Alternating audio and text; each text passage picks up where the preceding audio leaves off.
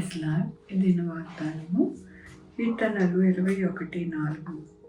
ఆయుష్నిమ్మని అతడు నిన్ను అడగగా నీవు దాన్ని అతనికి అనుగ్రహించి ఉన్నావు.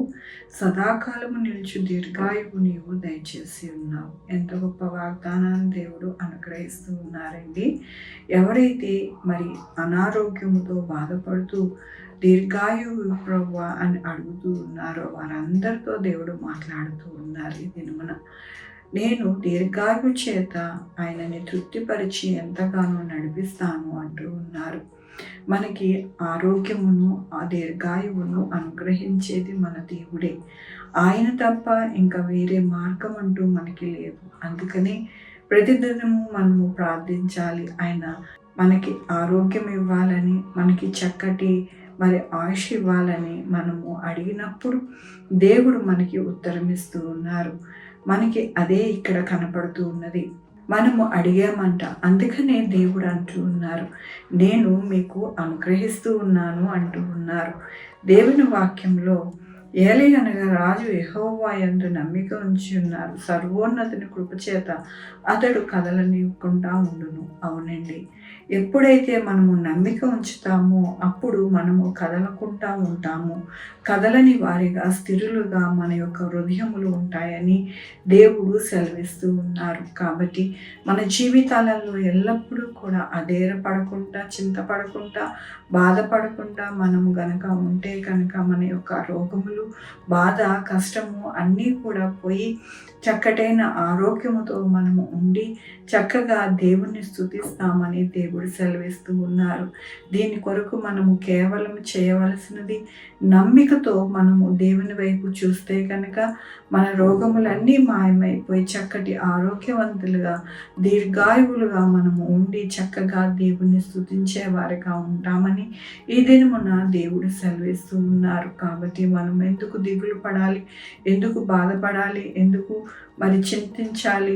దేవుడే మనకి అన్నిటినీ కూడా అనుగ్రహించి సహాయం చేస్తానని చెప్పుతూ ఉండినప్పుడు మనము ధైర్యంతో మన యొక్క జీవితాలు, మన బిడ్డల జీవితాలు మనము మరి ప్రార్థనాపూర్వకంగా ముందుకు వెళితే కనుక అన్ని విషయాలలో మనము జయము పొందుకుంటామని ఈ దినమున దేవుడు సెలవిస్తూ ఉన్నందుకు దేవునికి వందనాలు చెల్లిస్తూ ఉన్నాను.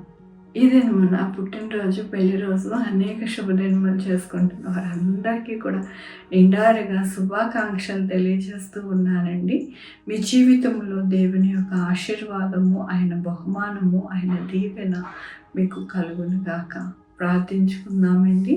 యెహోవా దేవా, నా తండ్రి, నా ప్రభువా, మీ కృపా కనికరాస్తాన్ని బట్టి నీకు వందనాలు, స్తుతులు, స్తోత్రం చెల్లించుకుంటున్నాను. నాయన, మాకు ఆరోగ్యమును, దీర్ఘాయువును అనుగ్రహించే దేవుడుగా మీరున్నారు. మీరు తప్ప మాకు వేరే దిక్కు లేదు నా ప్రభు. సహాయం చేయండి నా ప్రభు.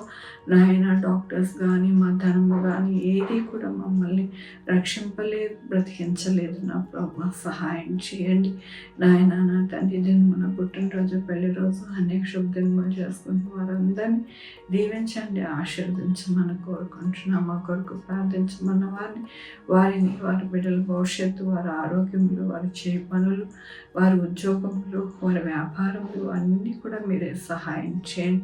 Sugar, BP, thyroid, heart problem, kidney problem, AIDS, cancer, బలహీనత, పెరాలసిస్, గ్యాస్ట్రిక్ ట్రబుల్, ప్రతి విధమైన అనారోగ్యాన్ని తీసి స్వస్థపరిచే యెహోవా నేనున్నారు. మీకు వందనాలు. ఆయన ఎగ్జామ్స్కి ప్రిపేర్ అవుతుండగా బిడ్డలకి తోడై ఉండండి. చక్కగా ఆయన ఎగ్జామ్స్ రాయడానికి సహాయం చేయండి నా ప్రభు. కృప చూపించండి. అలాగే నాయన కాంపిటేటివ్ ఎగ్జామ్స్కి కూడా మీరే నాయన కృప చూపించండి నా ప్రభు. బిడ్డలు రాకపోకలందు తోడై ఉండండి. 2-వీలర్, 4-వీలర్ బస్సెస్, ట్రైన్స్, ఏరోప్లేన్లు ప్రయాణం చేస్తుండగా సుఖవంతమైన ప్రయాణం దయచేయమని కోరుకుంటున్నా. తల్లి బిడ్డ క్షేమంగా ప్రసవించడానికి సహాయం చేయండి. బిడ్డలు లేని వారికి బిడ్డలు దయచేయండి నాయన. బిడ్డలందరూ కూడా నాయన చక్కగా నాయన మంచిగా ఉండడానికి సహాయం చేయండి. ఎండలు ఎక్కువ లేకుండా ఉండడానికి మీ కృపని అనుగ్రహించమని కోరుకుంటున్నా. మీ కృపా కనికర దీవెన అనుగ్రహిస్తారని మీకు వందనాలు చెల్లించుకుంటూ నా ప్రభు, నా రక్షణ యేసుక్రీస్తు పరిశుద్ధమైన నామమున అడిగి వేడుకుంటున్నాం తండ్రి. ఆమేన్. తండ్రి, కుమార, పరిశుద్ధాత్మ సదాకాలం మనందరికీ తోడై ఉండును గాక. ఆమేన్. God bless you.